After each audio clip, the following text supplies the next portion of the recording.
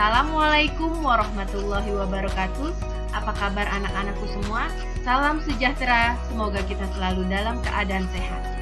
Untuk media pembelajaran kali ini, kita akan membahas perencanaan pementasan drama musikal atau operet.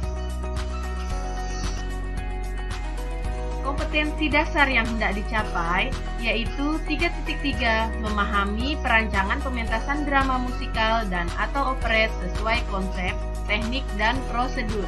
4.3 merancang pementasan drama musikal dan atau operet sesuai konsep, teknik, dan prosedur. Indikator yang hendak dicapai yaitu konsep manajemen dalam seni teater dan manajemen produksi artistik, pameran, dan tata artistik.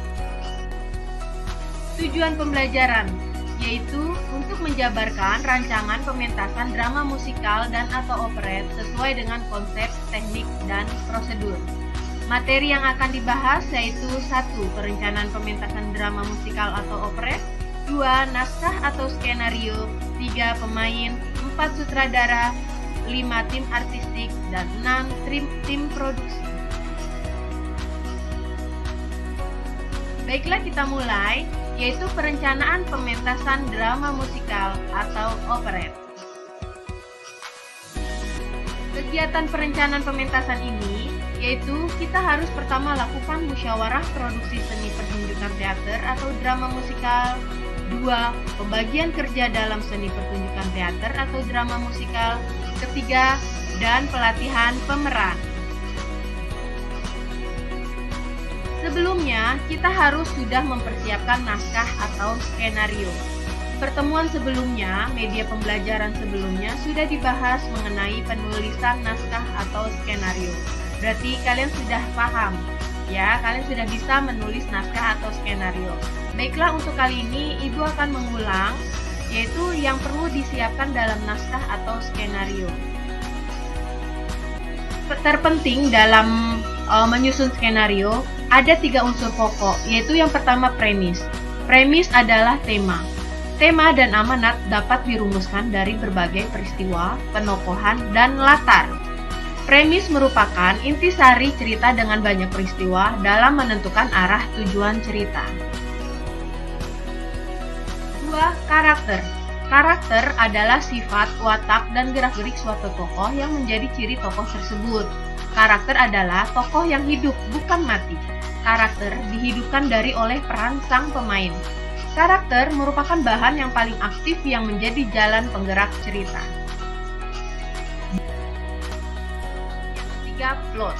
Plot atau alur sering disebut sebagai jalan cerita yang hakikatnya merupakan rangkaian peristiwa sebab akibat. Plot atau alur terjadi karena adanya tokoh dengan karakternya. Sebuah peristiwa terbangun secara bersama-sama oleh unsur tokoh atau pelaku, tindakan dan ucapan tokoh, tempat, serta waktu. Oke, berikut ini untuk mempermudah kalian dalam merancang pementasan dan dalam menyimpulkan sebuah skenario, dibuatlah analisis naskah pementasan seperti di bawah ini. Yang tampak layar yang kalian lihat, di situ ada bagan atau ada tabel yang berisi babak atau adegan, nama peran, kedudukan peran atau tokoh, ciri-ciri fisik, ciri-ciri psikis, rias dan busana, properti, musik, set pentas, dan seterusnya. Nah, kalian tentukan dulu lakonnya apa, sumber ceritanya dari mana, dan tulis kelompok kalian. Oke, setelah kalian membuat tabel tadi, kalian bisa langsung mengisi yang selanjutnya, itu pemain. Siapa pemain? Pemain merupakan orang yang memerankan figur atau tokoh dalam drama yang sudah diatur berdasarkan alur cerita dalam naskah. Pemain drama disebut aktor. Ada 2 aktor, yaitu laki-laki yang disebut aktor dan perempuan yang disebut aktris. Selanjutnya, sutradara. Sutradara merupakan bagian terpenting atau orang terpenting dalam menentukan sebuah teater ini berhasil atau tidak. Karena sutradara sebagai pemimpin atau yang bertanggung jawab menyatukan seluruh kekuatan dari berbagai komponen drama atau teater. sutradara memiliki argumen atau alasan yang kuat dan jelas untuk disampaikan kepada segenap komponen tentang pemilihan tema pementasan. Sutradara disebut juga sebagai art director.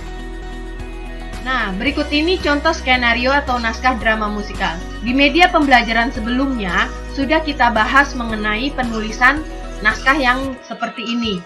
Ya, ada babak 1, ada pemainnya, dan untuk kali ini kalian buat analisisnya. Seperti tabel yang sudah tadi ditayangkan. Oke, selanjutnya, tim artistik. Penata artistik disebut skenografi. Tim artistik dalam pementasan teater atau drama adalah sebagai berikut: penata panggung, penata properti, penata rias, penata kostum.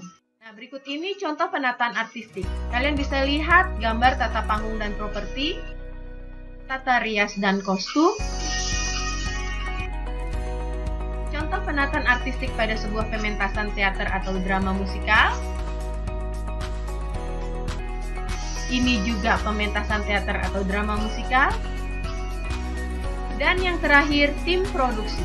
Tim produksi adalah tim atau kelompok yang mengurus masalah-masalah di luar artistik. Tim produksi disebut juga non-artistik atau manajemen produksi. Bagian tim produksi ini adalah sebagai berikut: pimpinan produksi, sekretaris produksi, bendahara produksi, dan seksi-seksi. Berikut ini adalah tabel atau bagan untuk perencanaan pementasan teater drama musikal.